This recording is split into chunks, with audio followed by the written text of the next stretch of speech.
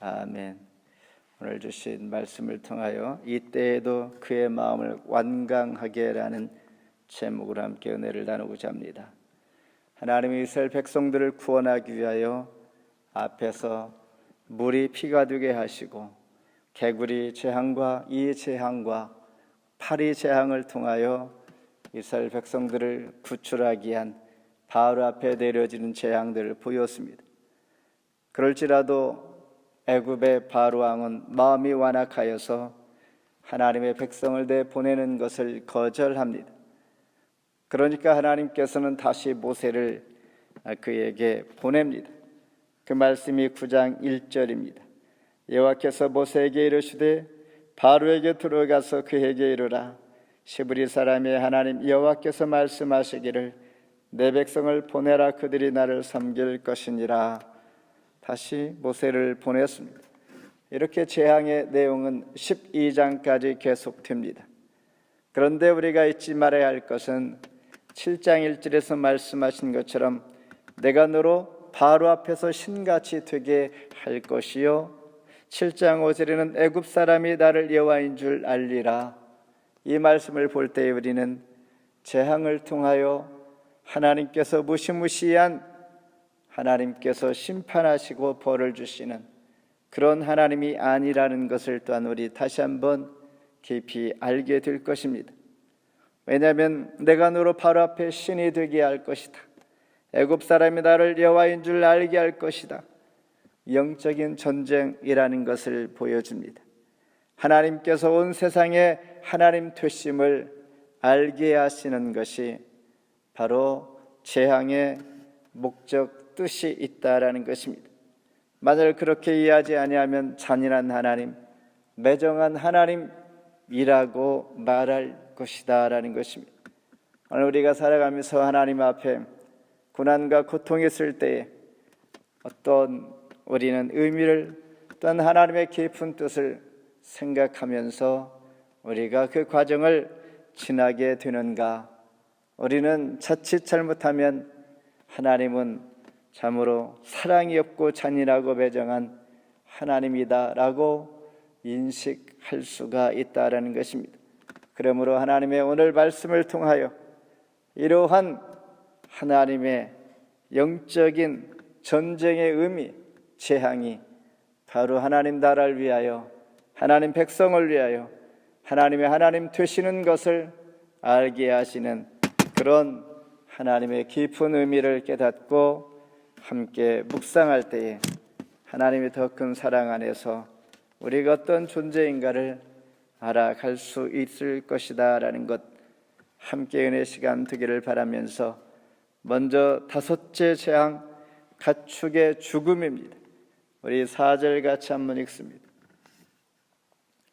여호와가 이스라엘 가축의 애굽의 가축을 구별하리니 이스라엘 자손에게 속한 것은 하나도 죽지 아니하리라 하셨다라 하시고 바로의 완악함으로 말미암아 가축이 모두 병들어 죽게 됩니다.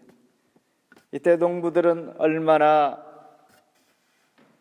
마음이 아팠을까라는 것, 바로 한 사람이 하나님 말씀에 순종하지 아니하므로 농경사회에서 이 가축은 가장 중요한 재산 가치를 가지고 있고 또한 얼마나 중요하고 필수적인 요소인지, 농부들은 가축을 잃는다는 것은 자기 자신을 잃는 것이요 자식을 잃는 것과 같은 그런 아픔이 있을 것이다 라는 것입니다. 그러나 놀라운 것은 이스라엘 백성들이 머무는 땅에서는 그 땅에서의 가축은 죽지 않았다라는 것.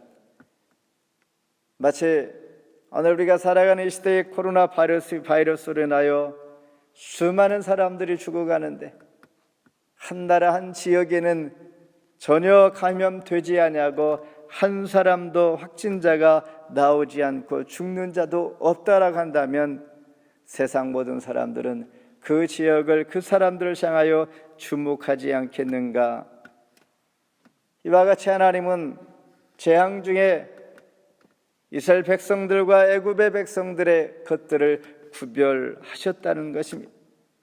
구별했다는 것은 재앙으로부터 보호하셨고 피해를 보지 않게 하셨고, 또한 하나님은 택한 백성들뿐만 아니라 소유한 가축까지도 보호하신다는 사실을 다시 한번 깨닫게 되면서, 하나님은 너무나 철저하시는 믿음을, 또한 하나님을 향한 사람들의 그들을 분별하고 또한 기억하고 있다라는 것입니다. 이전에 말씀하신 한 것처럼 하나님이 참 신인 것을 드러내 보이십니다. 앞에 읽은 1절처럼 시브리 사람의 하나님 여호와께서 말씀하시기를 내 백성을 보내 그들이 나를 섬길 것이니라. 이전에는 하나님이 이스라엘 백성들의 신이다라고 그들에게 드러내 보였지만, 이제는 그들이 나를 섬길 것이요라고 말씀하고 있다라는 것입니다. 그러므로 우리는 하나님의 구원받은 백성들의 그 감사는, 하나님께서 우리를 구원한 목적은 하나님을 섬기고 경배하며 찬양을 받으시기 위하여 구원하셨다라는 것입니다. 그럴지라도 7절에 보면 바로의 마음이 완강하여 백성을 보내지 아니하니라. 여전히 바로는 마음이 완악했습니다. 이제 6번째 재앙, 악성 종기 9절 같이 한번 읽습니다. 그 재가 애굽 온 땅의 티끌에 튀어 애굽 온 땅의 사람과 짐승에게 붙어서 악성 종기가 생기리라. 악성 종기는 뜨거운 열을 발생하는 염증 같은 질병을 말합니다. 이와 같이 모세가 하늘을 향하여 재를 날리니 하나님께서 재앙을 내리신다는 것을 보기 위한 행위 언어로서의 그 번제가 닿는 사람마다 악성 종기가 짐승에게 붙어서, 또한 사람에게 붙어서 그들이 견딜 수 없는 고통을 당하게 됩니다. 11절에 보면 술객들은 이 독종으로 인하여 그들은 어떠한 반응을 보이고 있는가? 11절 읽습니다. 요술사들도 악성 종기로 말미암아 모세 앞에 서지 못하니 악성 종기가 요술사들로부터 애굽 모든 사람에게 생겼음이라. 당시 애굽의 지혜와 능력을 대표하는 사람들, 술객들입니다. 그들도 독종으로 인하여 바로 앞에 서지 못하고, 즉 하나님의 권능 앞에 얼마나 무지하고 무능한 자인가를 그들이 깨닫게 됩니다. 하나님께서 애굽과 바로를 즉시 멸망하지 아니하는 이유는 무엇일까? 이렇게 여러 번의 재앙을 통하여서 보여주시는 이유, 하나님께서 얼마든지 당장에 바로를, 애굽을 재앙을 통하여 멸망시킬 수 있지만은 그렇지 아니하는 이유가 있다라는 것, 먼저 하나님의 능력을 보여주시기 위하여 그 능력 앞에 바로의 권세가 얼마나 이 땅에서의 무가치한 것을 보여주기 위한 것, 그리고 하나님의 이름이 재앙을 통하여 애굽의 전체에 전파되게 하려 함이라. 16절 말씀입니다. 읽습니다. 내가 너를 세웠으면 나의 능력을 너에게 보이고 내 이름이 온 천하에 전파되게 하려 하였음이니라. 하나님의 이름과 하나님의 능력이 그들에게 알려지기를 위하여, 참 하나님이 누구신지를 알게 하기 위하여 바로와 애굽을 즉시 멸망하지 아니하고 하나님께서 재앙을 통하여 보여주고 있는 것입니다. 그런데 바로는 어떠한 반응을 보이는가? 12절 읽습니다. 그러나 여호와께서 바로의 마음을 완악하게 하셨으므로 그들의 말을 듣지 아니하였으니 여호와께서 모세에게 말씀하심과 같더라. 하나님께서 바로의 마음을 완악하게 했다라는 것, 의미가 자칫 잘못 오해할 수가 있기에 은혜를 베풀지 아니하므로 그 스스로가 완악해진 것입니다. 그런데 이런 악한 자의 특징은 무엇인가? 로마서 1장 28절에 보면 또한 그들의 마음에 하나님 두기를 싫어하며 하나님께서 그들을 그 상실한 마음대로 내버려 두사 합당하지 못한 일을 하게 하셨으니, 하나님을 마음에 두기를 싫어합니다. 바로 바로가 그런 사람이요, 오늘 우리가 하나님을 믿지 않는 자들의 세상이 그와 같은 것인 것을 보여줍니다. 마지막으로 일곱째 재앙, 우박이 내리다. 18절 읽습니다.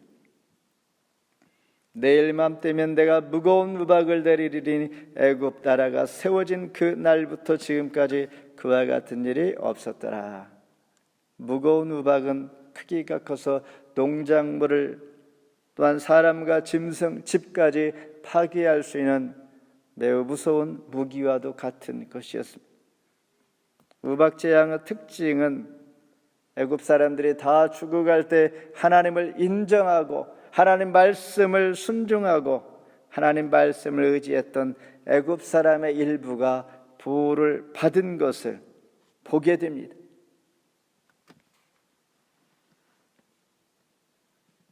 하나님께서는 왜 이 말씀을 굳이 기록하고 있을까?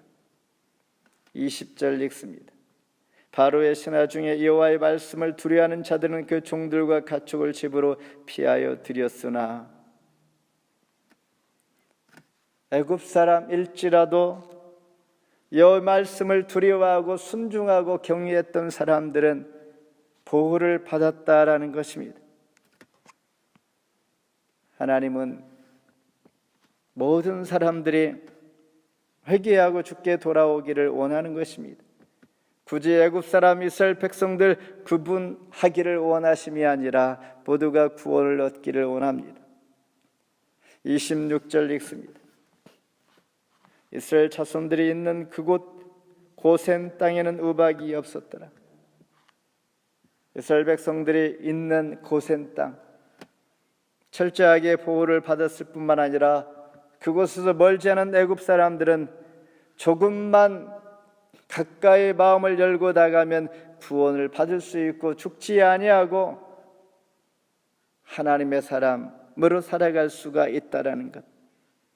이와 같이 하나님의 구원, 은혜를 입고 구원받을 수 있는 길을 하나님께서 열어놓으셨고 보게 하셨고, 조금만 마음을 열어서 주님을 향하면 하나님의 은혜를 입을 수가 있는데 이것을 하지 아니한다라는 것. 복을 받는 비결은 아주 쉽다라는 것. 그러나 우박 재앙 앞에 바로는 또한 어떠한 반응을 보이는가? 27절 읽습니다. 바로가 사람을 보내 모세와 아론을 불러 그들에게로 되 이번은 내가 범죄하였노라. 여호와는 의로우시고 나와 나의 백성은 악하도다. 바로는 여기에서 자기 자신이 범죄했다고 고백합니다. 그리고 하나님 되심을, 하나님의 존재를 처음으로 인정합니다. 이번은 내가 범죄하였노라. 여호와는 의로우시고 나와 나의 백성은 악하도다. 그러나 그는 자기 자신의 죄를 처음으로 고백하지만은 이번은이라고 말하고 있는 것은 순간 모면만으로 만족하려고 하는 것입니다. 구원의 백성들은 구원받으려면 우리는 순간 모면하기 위한 그런 순간을 포착함이 아니라 하나님과 깊은 회개와 철저하게 하나님을 신뢰하고 믿음으로 나아갈 때에 온전한 구원을 받게 됩니다. 31절, 31절, 2절에 보면 보리는 이삭이 나왔고 삼은 꽃이 피었으므로 삼과 보리가 상하였으나 그러나 밀과 쌀보리는 자라지 아니한 거로 상하지 아니하였더라. 아직도 기댈 것이 있다라는 것입니다.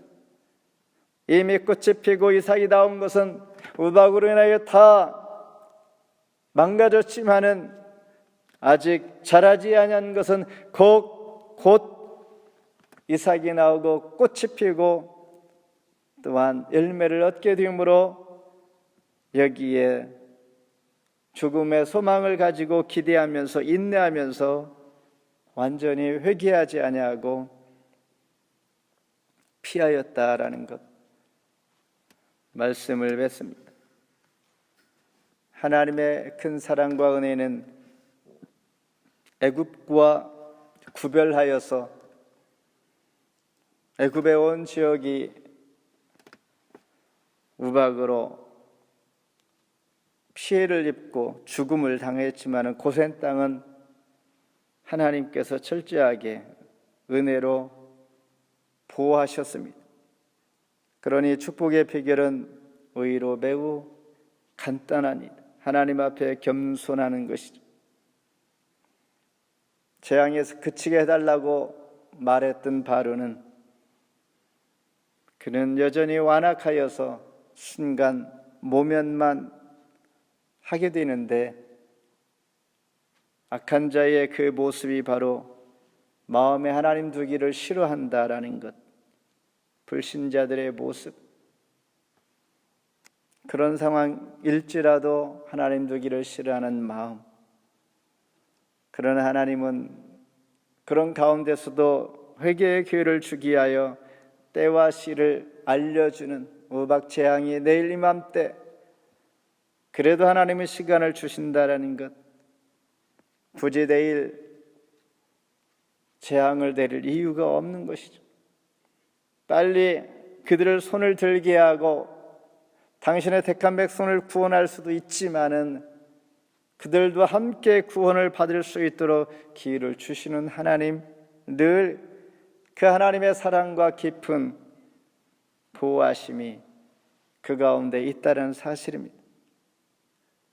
재앙을 위한 재앙이 아니라 하나님 구원받은 백성을 위하여, 구원을 위하여 하나님께서 간섭하심을 우리는 깊이 이해하면서 하나님의 이름과 능력이 모두에게 증거된다는 사실이 지금도 이 재앙의 과정을 통하여 드러내고 있을 뿐만 아니라 하나님의 형상을 따라 지음받은 사람이 하나님 앞에 말씀에 순종하며 경외함이 마땅함을 다시 한번 돌아보면서 오늘도 하나님께서 우리를 부르시고 초대할 때 하나님의 은혜는 의로 매우 쉽다라는 것, 겸손한 마음으로 하나님 말씀하심에 순종하며 나아가는 한 달 되기를 주의 이름으로 축원합니다. 기도하겠습니다.